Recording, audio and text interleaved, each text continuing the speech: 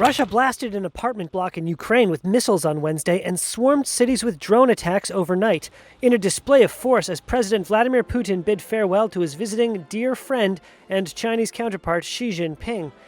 Security camera footage captured the moment a Russian missile slammed into the side of an apartment building in the Ukrainian city of Zaporizhia. Flames explode from the blast, followed by plumes of smoke as pedestrians flee in terror.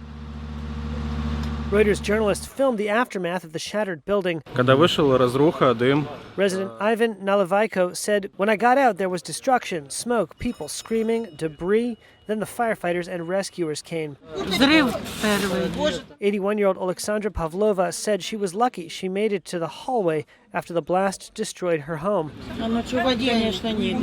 Sitting in an ambulance, she said, "I have nowhere to sleep."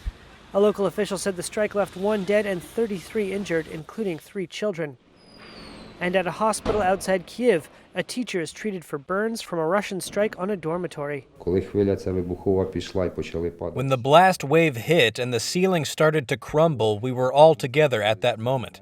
There was a lot of smoke and our clothes caught fire. I am so happy my children were smart enough to tear their clothes off quickly.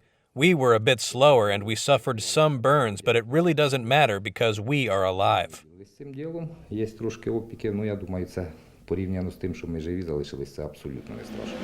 bombardment came as Xi wrapped up his visit to Moscow.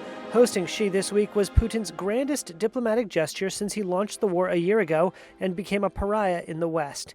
The two men referred to each other as dear friend, promised economic cooperation, condemned the West, and described relations as the best they have ever been. Xi departed, telling Putin, quote, "Now there are changes that haven't happened in 100 years. When we are together, we drive these changes." Washington criticized the timing of the trip just days after the International Criminal Court issued an arrest warrant for Putin on war crimes charges. In Washington Wednesday, U.S. Secretary of State Antony Blinken told a Senate committee that the world was watching this war to see whether or not Russia's aggression would win the day or go down in defeat. The stakes in Ukraine go well beyond Ukraine. I think if China is looking at this, and they are looking at it very carefully, they will draw lessons for how the world comes together or doesn't to stand up to this aggression. Despite the bloodiest fighting of the war, which both Ukraine and Russia describe as a meat grinder, the front line has barely moved for 4 months.